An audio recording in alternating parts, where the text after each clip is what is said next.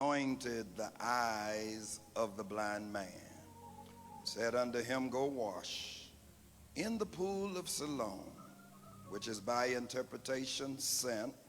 He went his way therefore and washed and came seeing. Cue in, if you will, on verse number 1. Our subject will be extracted from this verse. And as Jesus passed by, he saw a man which was blind from his birth. And as Jesus passed by, he saw a man which was blind from his birth. Touch somebody and tell them he passed by. That's what I'm going to talk about tonight. He passed by.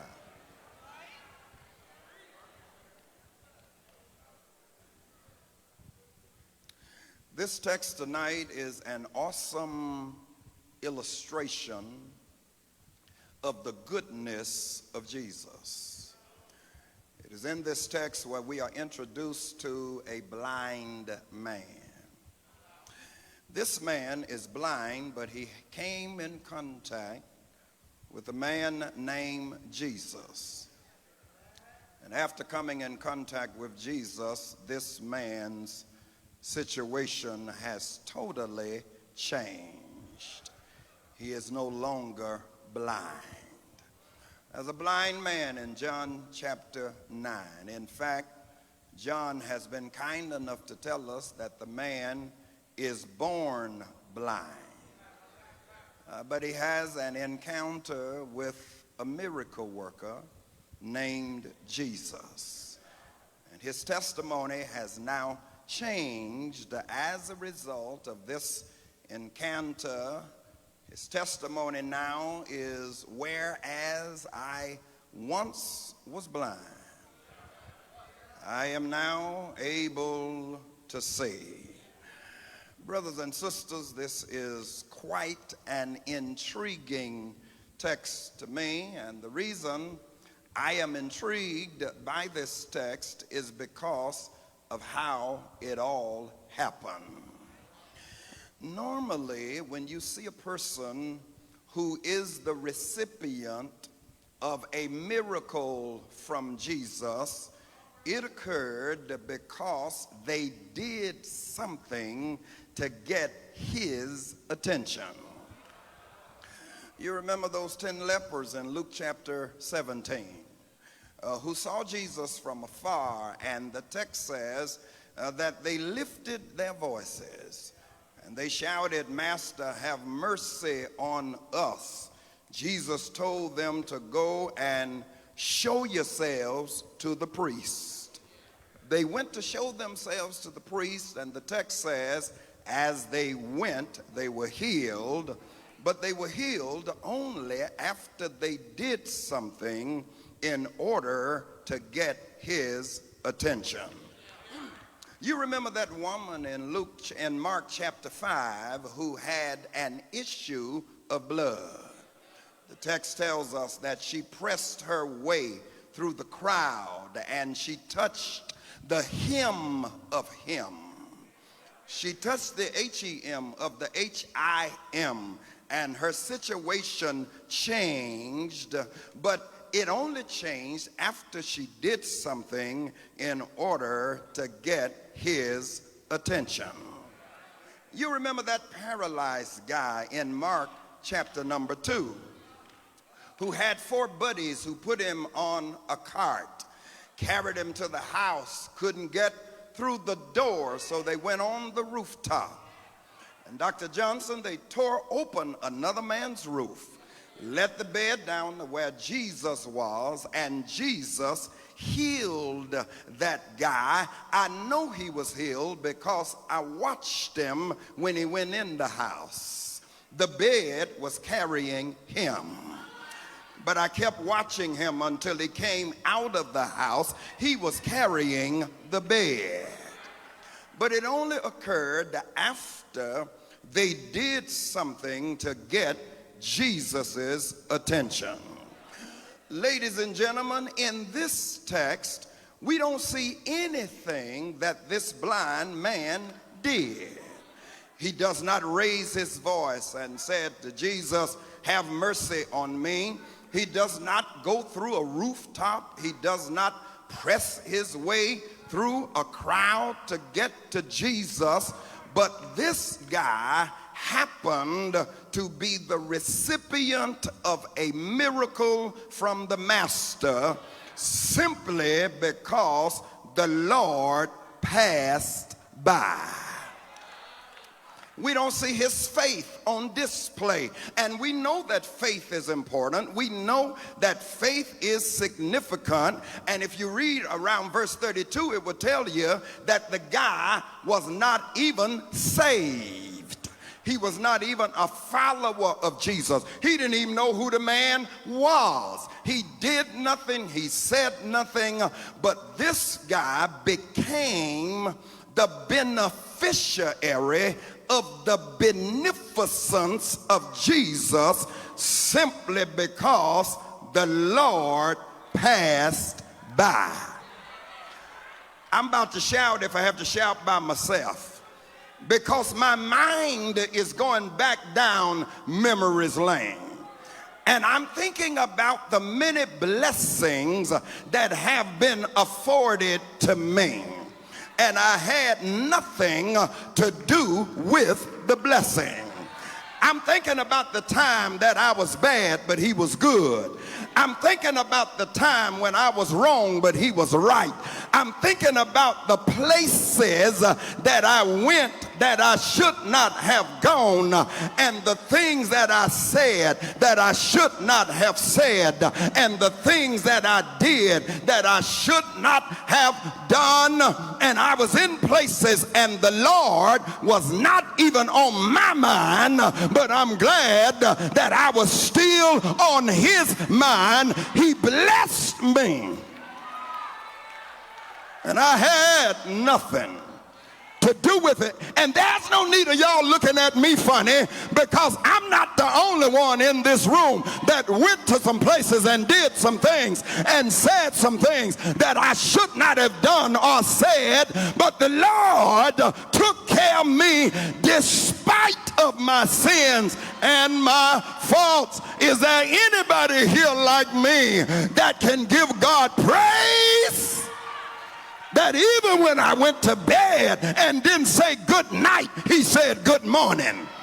When I did not thank him for my breakfast, he put lunch on the table. I had nothing to do with it. But I became the beneficiary of the beneficence of Jesus simply because he passed by. And when he passed by, I just so happened to be in the neighborhood. Who's gonna give him praise for just being in the neighborhood? You know you have not been all of that. You know you don't deserve everything God has done in your life. And even when we were bad, he looked beyond my faults, and he saw all my needs. This text begins with a grammatical error. This chapter begins with a grammatical error. I have some English scholars here. I have some grammar scholars here. And you know that it is inappropriate to start a chapter or a paragraph with a conjunction. Yet John chapter number 9 begins with a conjunction. That's incorrect, particularly the conjunction and. And is a connecting word. It connects two words, two statements, two scenes, or two phrases. Now, I not only have some grammar scholars and English scholars here, but I see some theologians. I see some homileticians. I see some hermeneutic geniuses, and I hear you saying, Pastor, that's just how the text was divided by the translators. And you are correct, because you know that the Bible was not written in chapter and verses. It was written as somewhat of an epistle, but the translator divided it between a chapter or into chapter and verses. And that's why the and begins in chapter number 9. However, in order to understand the imminent essence of what takes place on the right side of and, you got to bag this thing up and see what took place on the left side. Now, you already know, Dr. Mitchell, what took place on the right side. He runs into a guy who's blind. He makes an eye salve of spittle and dust, and anoints the man's eyes, tell him to go wash. He goes to wash, comes back seeing. That's on the right side. But let's bag this thing up to see what took place on the left side that makes the right side significant. Anybody mind me backing it up tonight?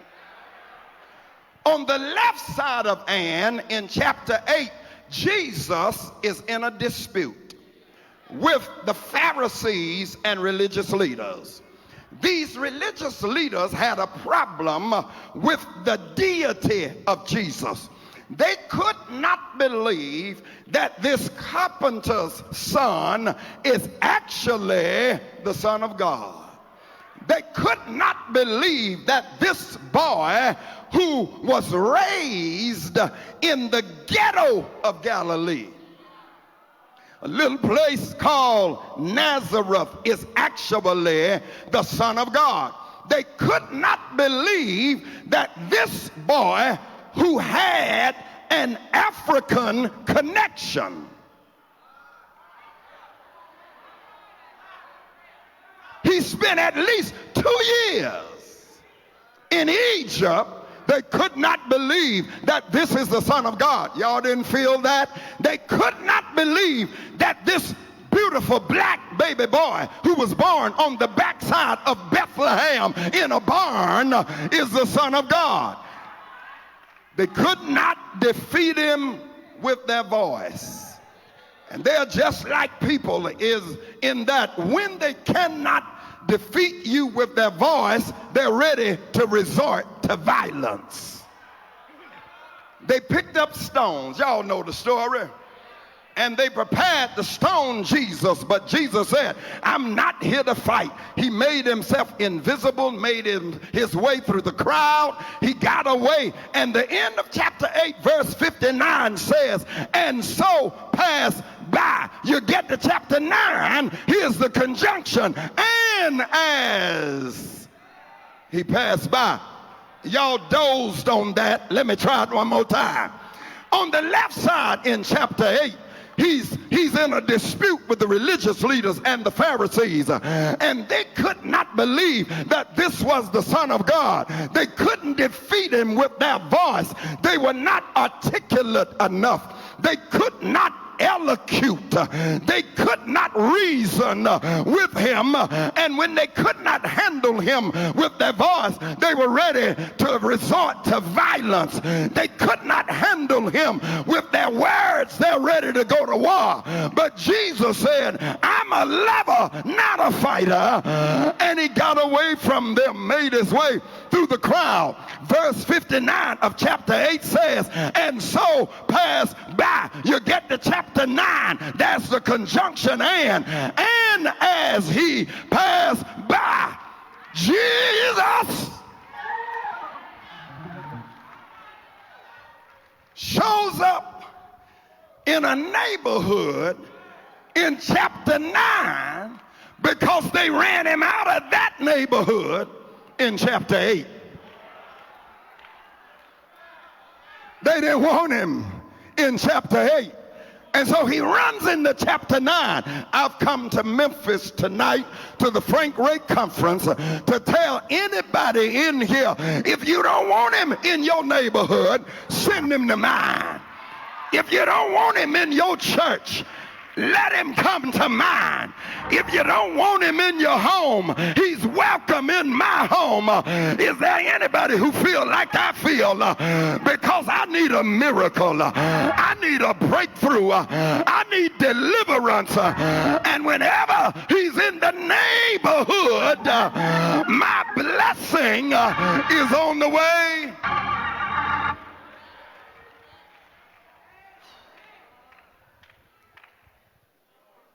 He shows up. I'm starting to feel like preaching. Elbow somebody and tell them, let's have church in here tonight. He shows up in chapter 9. He runs into a blind man. The guy is blind from birth. Now, the disciples are with him. And the first thing that they did is raise the question concerning the blindness of this man. I'm going to share with you the question here in just a moment, and I want you to consider the interrogative in this chapter 9. But before I share the question, I want you to understand it in the context that the disciples were typical Christians or typical church folk. I want you to understand it in that context. And that's one thing that I've discovered about the Church of Jesus that makes me not feel so bad about my church. Because he only had 12, and one was a devil, one was a doubter, one was a denier, and then others called dissension. Judas was a devil. Peter was a denier. Thomas was a doubter. James and John caused dissension. I don't feel so bad about my church. He only had 12 and had problems in his. I'm going to give you the question. Y'all got time for me to give it to you? But understand it in the context that these disciples are typical church folk. Here it is. They ran into a man who's born blind. They ain't trying to help him. Typical church folk.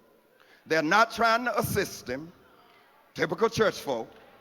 They're just looking at him. Typical church folk. And the only question they have is, Master, who sinned? This man or his parents that he's born blind? Y'all missed it. I got to try it again. They ain't trying to assist him. The man is blind. He needs some help. They're not trying to help him. Typical church folk. Because y'all know church folk can be like that. They can know you're going through.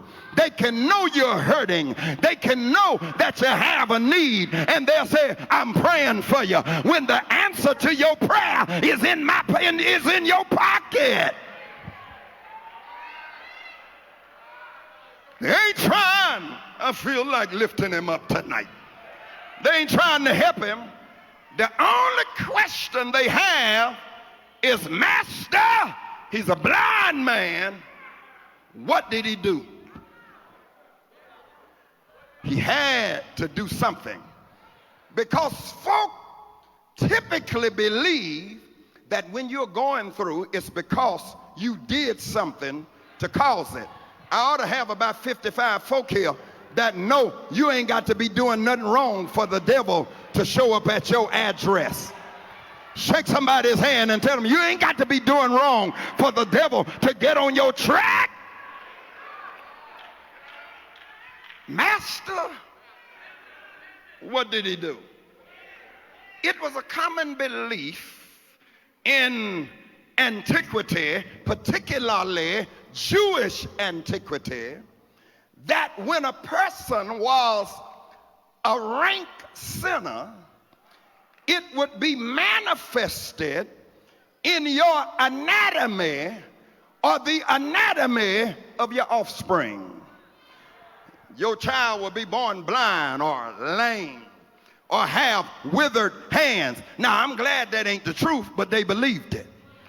Somebody else ought to be glad that ain't the truth, that my sins will cause some anatomical deficiency in my children. Am I the only one that's glad that's not the truth? Because Romans 3:23 is still there if you didn't tear it out or delete it out of your phone. All have sinned.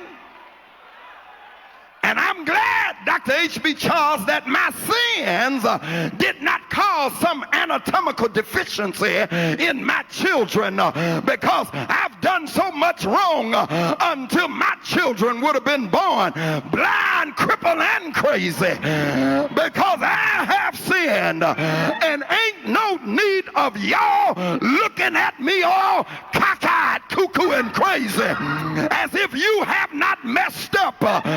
Shake somebody's hand and tell them I messed up, but I'm here tonight because he looked beyond my...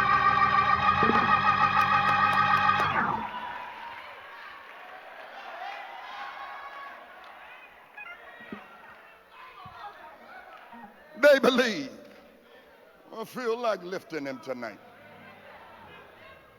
That this guy is struggling with this anatomical deficiency, this ophthalmological condition, because of his sins. Master, what did he do? Just nosy. I mean, it's none of your business what he did. Just worry about what you're doing. Jesus straightened them out, Dr. Frank Ray. He said to them that this man's blindness is not occasioned by any sins of his or his parents. But I got a work to do. And I came to do a work, and this is another divine incident that has been sprinkled in my pathway. Because when I do what I'm getting ready to do for this guy, it's going to cause salvation, edification, glorification. Watch the text, verse 32. The guy got saved, didn't even know Jesus. Jesus healed him, and he didn't even know Jesus. And then when the other folks saw what Jesus did for him, it caused edification. It built up their faith. And when they understood that it was God who did it through Jesus, they gave God the glory.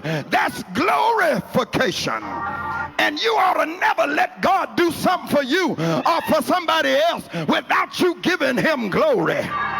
And when you see me giving God glory, I ain't putting on no front. I ain't trying to impress none of you Negroes. I ain't trying to show out. And when you see me praising God, you ain't got to come over there fanning me. You ain't got to hold me. You ain't got to take me out. Take some of these sleep Negroes out. Let the praisers give God praise.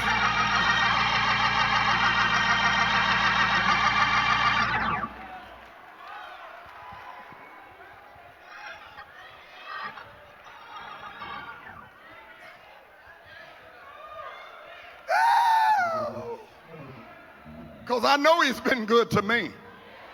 I need about 7 more people that know he's... Ooh,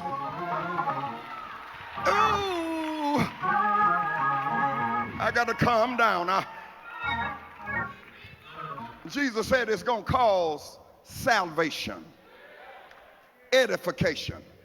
Dr. Chambers, glorification. Now, wait a minute, church. The question is still on the table. I want you to consider it. I want you to consider it. Are y'all walking with me? Master Hussein, this man or his parents that he's born blind, that's a strange question. That's a strange question, Dr. Roy Brackens. I understand the second half of the question. It is plausible and possible that the parents did something They had some ways of rascality. They were naughty by nature, bad by birth, and it was manifested in the anatomy of their offspring. That's plausible. Now, I don't agree with it, but it is plausible that the parents did something that manifested in the anatomy of their son. But that ain't the whole question. The question is, Master, who sinned, this man or his parents? Y'all dozed on that. Let me try and see if this side will catch it. Did he sin or his parents that he is, watch this, born blind? Donald Johnson, they seem to be suggesting that the guy did something, you got it, prior to birth. That's a strange question. Frank Jr., listen at it. Did he sin? I understand them saying that the parents sin, Tellis Chapman, but that ain't the whole question.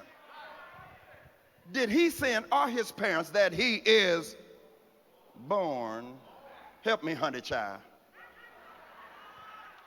that he's born blind? They seem to be suggesting that this guy did something before he was born.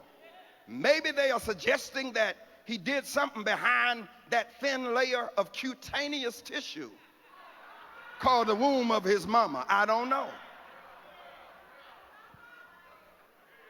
Now, I have some theologians here. I'm looking at some of you.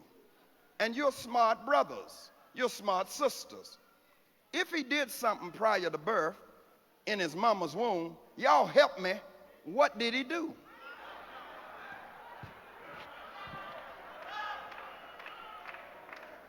What could he have done? Who did he kill in his mother's womb? Jerry Marable. Who did he lie on in his mother's womb? That seems to be what they are suggesting. Who sinned, this man or his parents, that he is born blind? Of course, when you study the text, you will discover that's not what they're suggesting, although from the surface, that's what it looks like. They believed in a doctrine that is called the transmigration of souls. Stay with me, I'm going somewhere.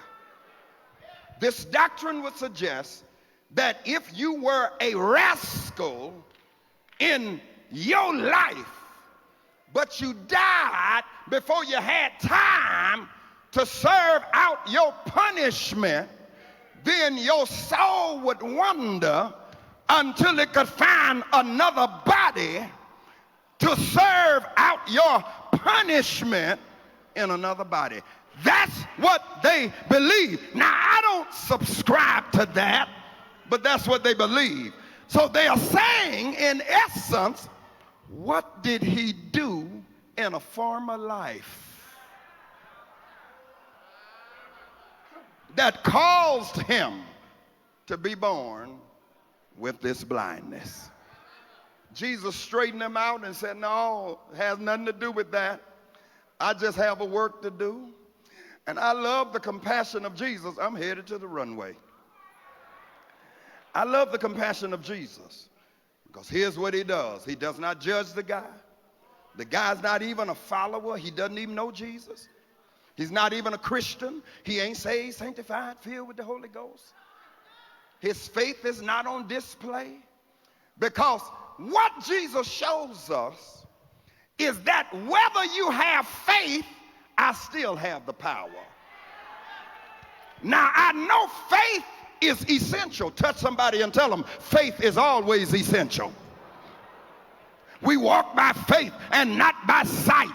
Faith is always important. But Jesus is saying, I got so much power. until when you don't even participate in what I'm getting ready to do, I can still do it anyhow, anyway, because I'm God. I love his compassion. Y'all give me 5 minutes, I'm hitting the runway. Just 5 minutes, I'm hitting the runway. I love his compassion. Greg Payton, here's what he does. He doesn't judge the guy. He spits in dust. He makes an eye salve of spittle and dust. Anoints the man's eyes. Tell him to go wash in the pool of Siloam. The guy goes and wash. He comes back seeing. Y'all dozed on that. He spat in dust. Made a concoction of spittle and dust, anointed his eyes, told him go wash in the pool of Siloam. The man went and washed, came back seeing. That's a good place to shout. That's a good place to give him praise. He came back seeing. That's a good place to give him glory. He came back seeing. That's a good place to lift him up. Wait a minute, though. Jesus spat in dust, made an eye salve. Brothers and sisters, there are 4 blind miracles performed by Jesus in the New Testament. This is the only place where I see where Jesus spat in dust, made an eye salve of spittle and dust, and anointed a man's eyes. There are 3 other blind miracles. There's a blind miracle in Matthew chapter number 9. There was a blind man, and Jesus spat on his eyes and touched him, and he came back seeing. There's another one in Mark chapter 8, 2 blind men. Jesus touched these guys, and they came back seeing. There's another one in Mark chapter 10, blind Bartimaeus. He spoke to blind Bartimaeus, and he came back seeing. But this time, he spat in dust, made an eye salve of spittle and dust, anointed his eyes, and the guy came back seeing. Why didn't he just speak to him? Why didn't he just touch him? Why didn't he just spit on him? Theologians have been kind enough to inform us that this is the only blind man that the Bible says was born blind.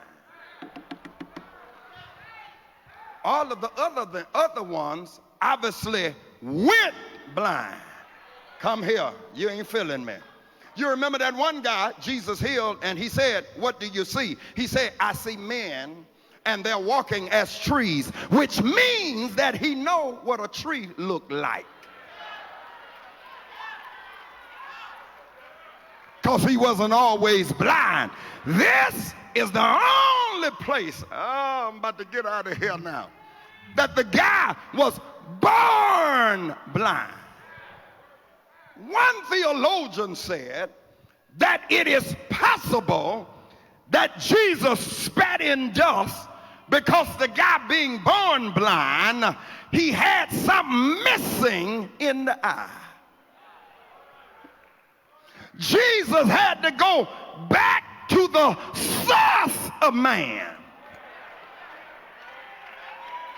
and create whatever, oh, I feel like lifting him up, was missing in the eye. Maybe he had a lens or a cornea or a pupil or a retina mixing that was missing. And this theologian said that Jesus had to go back to the source of man, which is the ground. I need some Bible readers here that know that Genesis talks about Jesus making Adam from the dust of the ground. He goes back to the source of man, and he takes that and puts it in the man's eyes because something possibly was missing.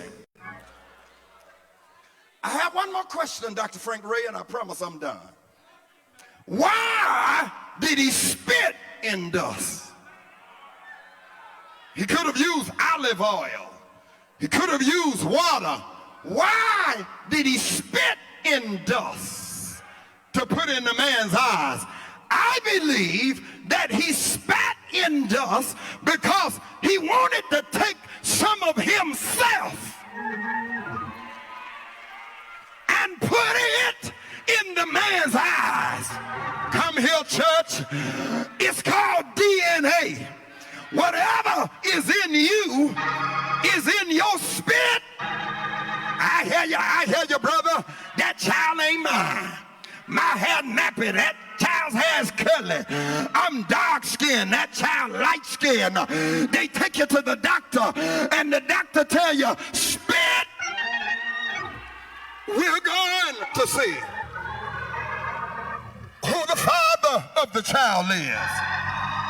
I gotta leave you here now, but Jesus spat in the dust. That's my theological supposition. And he anointed the eye of the blind man and told him to go wash in the pool of Siloam. And he went washing, and he came back seeing, because Jesus healed that blind man. Is that good news? To know that Jesus healed that blind man. Is that good news? I said, is it good news? Because you know what it tells me, that Jesus is the same today as he was on yesterday, and he'll be the same forevermore. Do I have a witness that know if he healed then, he can do it now? If he saved then, the Lord can do it now. If he delivered then, he can do it now.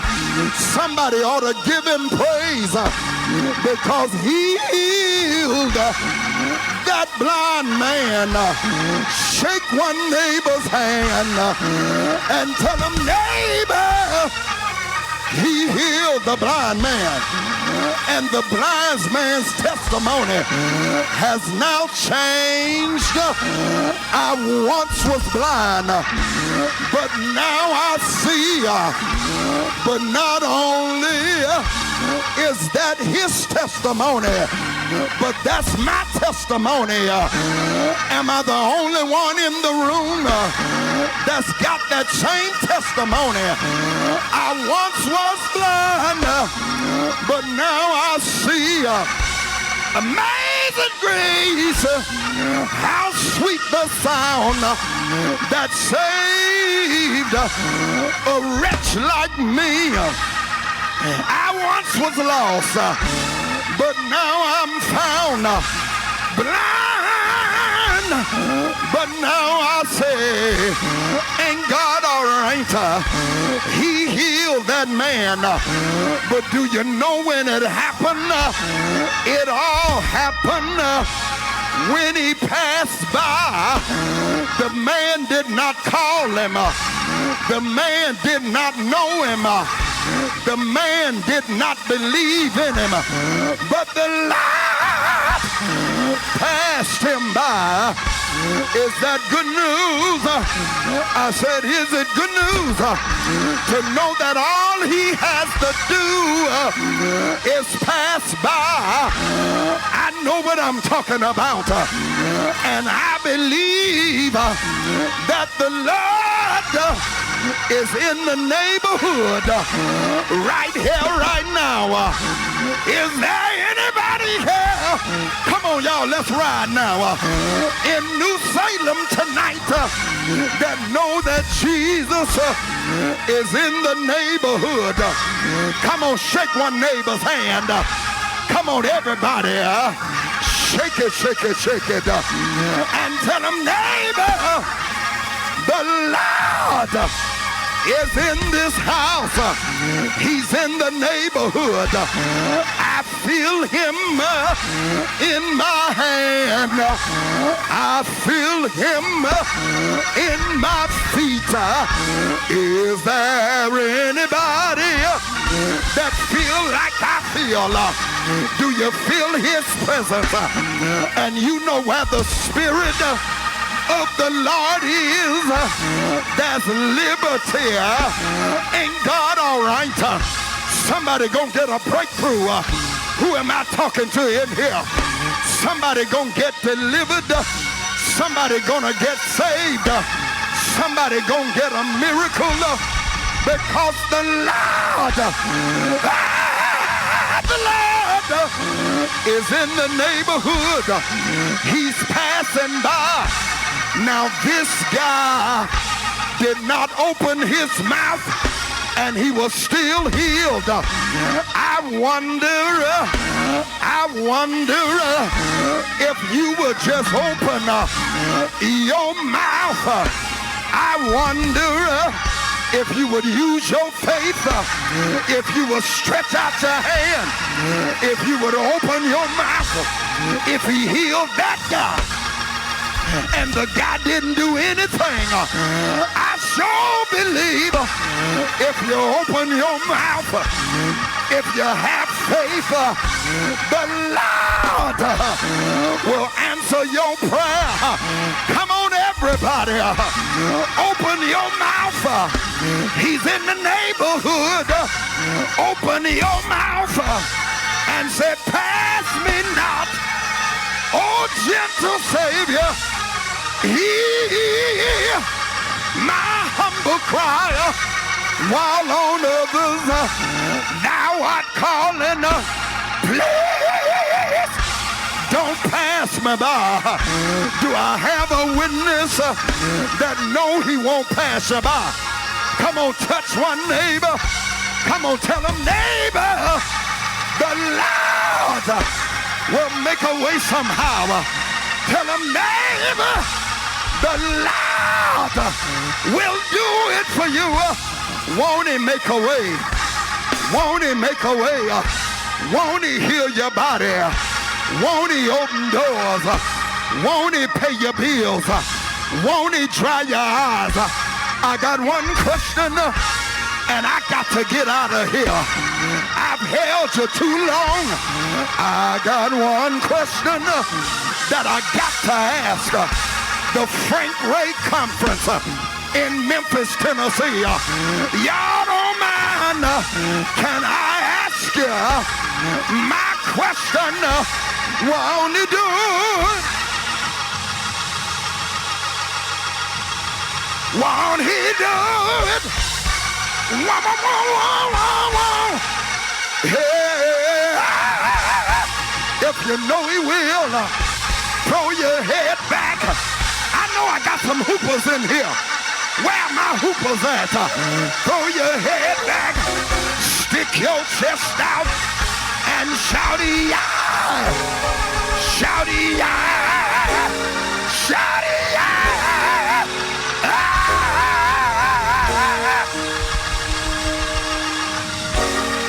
Yes, he will! Yes, he will! Find your praise partner. Find your praise partner. Catch that neighbor's hand. Come on, everybody ought to be touching somebody. Come on, look at that neighbor and say, neighbor, he will.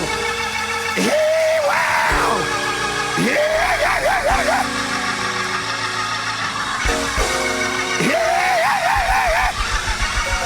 Yes, he will. Yes, he will.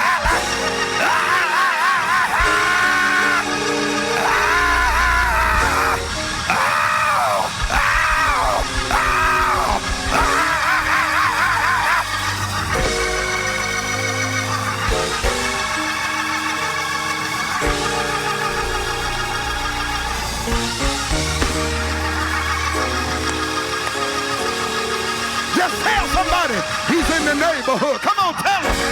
Spread it all around. Tell him he's in the neighborhood. I pray for you. You pray for me. And the Lord will. The Lord will. The Lord. The Lord. I done messed around and got happy. The Lord. He will.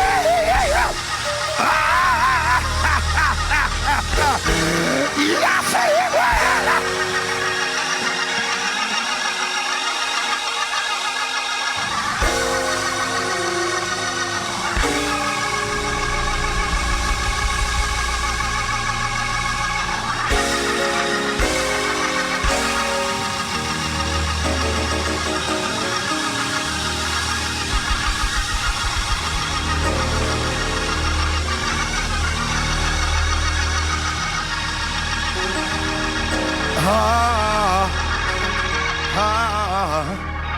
I didn't mean.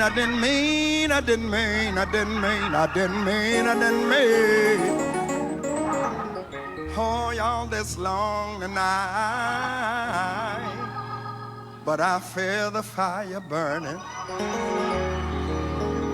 Is there anybody here feel like I feel? Can I bother you just one more time? I need everybody just slip your arm around a neighbor. Come on, everybody. Slip your arm around your neighbor. Shake 'em and rock 'em. Rock 'em and shake 'em. Shake 'em and rock 'em. Rock 'em and shake 'em. And just whisper in their ear, neighbor, preacher got one question. He wants me to ask you. Now come on, whisper in their ear. Won't he do?